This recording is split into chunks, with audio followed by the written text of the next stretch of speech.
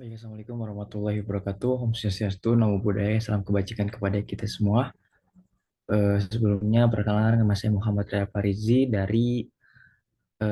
bertani dari program Bertani untuk Negeri batch 9. Di sini saya akan mempresentasikan mengenai manajemen waktu yang baik untuk mahasiswa.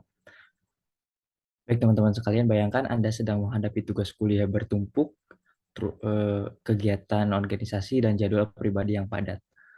Waktu seakan berlari dan setiap hari terasa semakin sempit.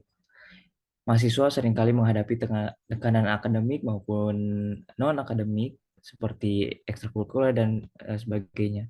Manajemen waktu yang buruk menyebabkan stres, tugas tidak sesuai dengan tepat waktu, dan kurangnya waktu untuk beristirahat.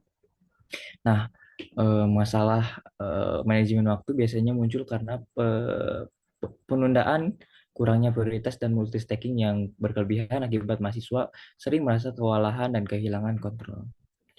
Nah, lalu solusi efektif dapat dimulai dengan membuat jadwal yang realistis, schedule, dan mengidentifikasi prioritas dan mengurangi distraksi. Gunakan metode seperti Pomodoro atau time blocking untuk membantu fokus, khususnya bagi mahasiswa sekalian. Baik, di sini ada materi mengenai manajemen waktu yang baik untuk mahasiswa.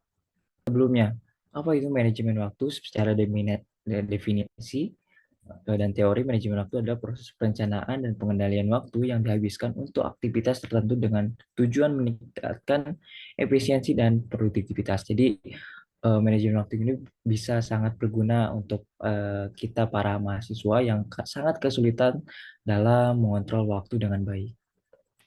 Oke, kita melihat, nah apa sih, mengapa manajemen waktu itu penting bagi kita khususnya para mahasiswa?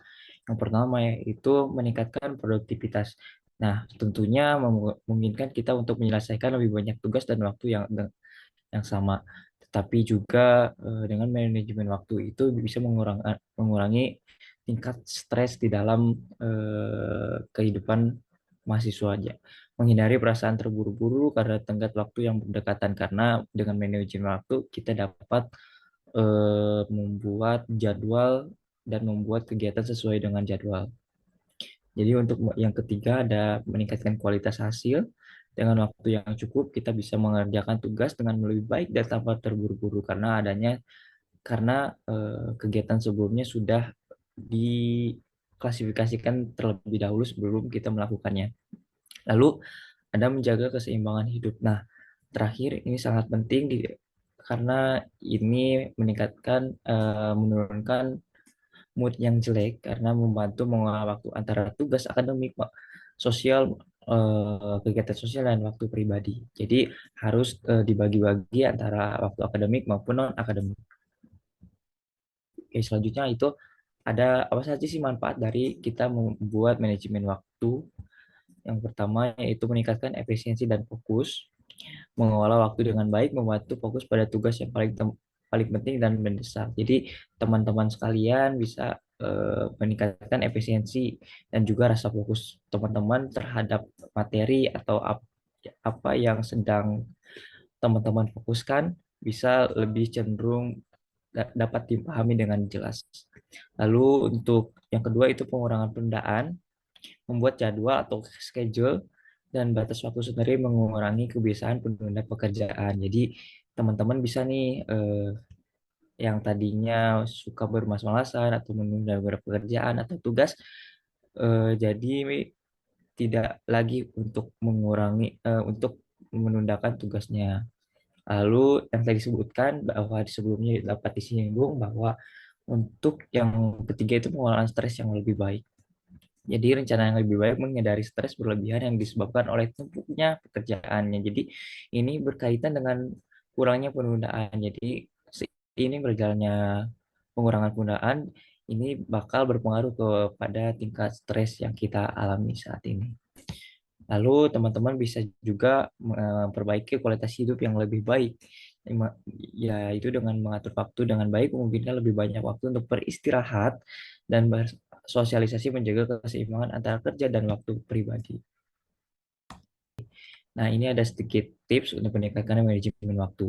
yaitu gunakan alat manajemen waktu. Nah, sekarang banyak zamannya teknologi yang mana serba canggih, teman-teman bisa menggunakan aplikasi atau tools yang seperti Google Calendar, Trello, dan Notion membantu mengorganisasi tugas dan jadwal teman-teman sekalian nih. Dan juga untuk nomor dua, jangan multitasking yang artinya fokus pada satu tugas saja. Jadi setiap apapun itu, setiap yang kita lakukan jangan terburu-buru dan fokus pada satu tugas sebelum kita berhasil menjalankan tugas tersebut, dan satu waktu untuk meningkatkan kualitas hasil kerja. Nah, dengan kita fokus pada satu kerja saja akan meningkatkan kualitas hasil kerja yang kita sudah kerjakan sebelumnya. Mungkin yang ketiga, luangkan waktu untuk diri sendiri. Eh, Teman-teman bisa pernah mendengar karena istilah me time. Me time juga berguna untuk kita untuk merefleksikan pikiran, beristirahat, dan menjaga kesehatan mental. Dari beberapa pemaparan dan materi yang sudah dijelaskan sebelumnya, dapat ditarik kesimpulan bahwa manajemen waktu yang baik sangat penting untuk mencapai produktivitas, mengurangi tingkat stres, dan menjaga keseimbangan hidup. Dengan membuat jadwal memprioritaskan tugas dan menggunakan teknik pengolahan waktu yang efektif, mahasiswa dapat lebih mudah mengatasi beban akademik dan tugas yang lainnya tanpa merasa kewalahan. Jadi itu saja teman-teman dari pemaparan dan manfaat dari kita memanajemen waktu dengan baik. Mungkin sekian dari presentasi dan pemaparan materi mengenai manajemen waktu yang dengan baik. Semoga teman-teman bisa mengimplementasikan di dalam kehidupan sehari-hari, khususnya di dunia perkuliahan, agar tidak eh, agar tidak terganggunya proses ngajar mengajar. Oke. Wassalamualaikum warahmatullahi wabarakatuh.